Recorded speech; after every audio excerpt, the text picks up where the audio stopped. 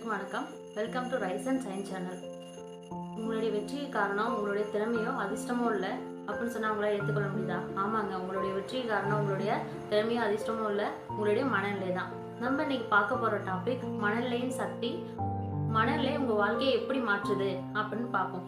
நீங்கள் சவால்களை சமாளிக்கிறதா இருக்கட்டும், லட்சியங்களை அடையிறதா இருக்கட்டும், நம்பிக்கையை வளர்ப்பதா இருக்கட்டும், இது எல்லாத்துக்குமே ஒரு அடித்தளம் என்னன்னு பார்த்தோம்னா நம்மளுடைய மனநிலை தான்.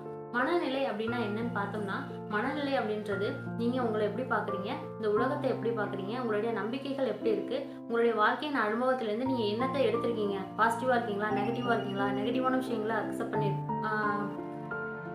பண்ணுறீங்களா, இல்லை பாசிட்டிவான விஷயங்களை அப்சர்வ் பண்ணுறீங்களா அப்படின்றது தான் உங்களுடைய மனநிலை.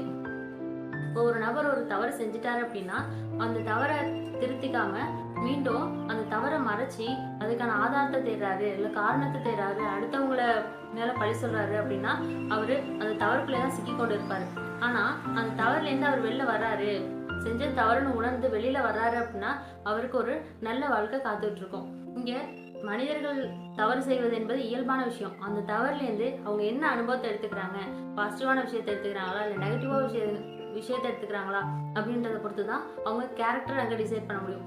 இதே ஒரு பாசிட்டிவான பர்சனாக இருக்காங்க, அவர் தவறை உணர்ந்து திரும்பி வர்றாங்க அப்படின்னா அவருடைய கேரக்டர் நல்லா இருக்கும், இதுக்கப்புறம் அவர் லைஃப் நல்லா இருக்கும் இல்லையா? ஸோ இங்கே நம்ம வெற்றியை நோக்கிய மைண்ட் செட் எப்படி இருக்கணும் அப்படின்னு பார்ப்போம். வெற்றியை நோக்கிய மைண்ட் செட்ன்றது ரெண்டு வகையாக பிரிக்கலாம். Growth mindset, fixed mind set.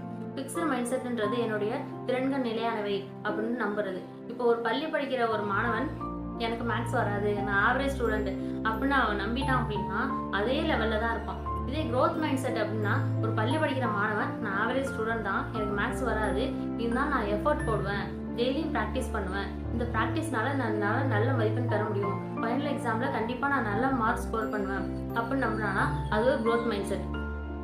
இதே மாதிரி தான் நம்ம லைஃப்பில் நம்ம ஃபிக்ஸ்டு மைண்ட் செட்டோட இருக்கோமா, க்ரோத் மைண்ட் செட்டோட இருக்கோமா அப்படின்றத பார்க்கணும். எப்போவுமே க்ரோத் மைண்ட் செட் தான் நம்ம வாழ்க்கையில் நம்மளோட வெற்றியை அடைய வைக்கும். நமக்கு என்ன வேணாலும் எய்ம் இருக்கலாம், நம்ம எக்ஸாமில் பாஸ் பண்ணணும், இல்லை நல்ல ஜாப் கிடைக்கணும், இல்லை பெரிய பிஸ்னஸ் மேன் ஆகணும், என்ன வேணாலும் எய்ம் இருக்கலாம். நீங்கள் இதில் என்ன மைண்ட் செட்டோட இருக்கீங்க அப்படின்றத பார்க்கணும். இந்த மைண்ட் செட் தான், இந்த க்ரோத் மைண்ட் செட் தான் உங்கள் வாழ்க்கையில் மிகப்பெரிய சாதனைகளை செய்ய வைக்கும். மிகப்பெரிய சாதனையாளர்கள் எல்லாருமே இந்த க்ரோத் மைண்ட் செட்டோட தான் இருந்திருக்காங்க, அதனால தான் அவங்க வெற்றி அடைஞ்சிருக்காங்க.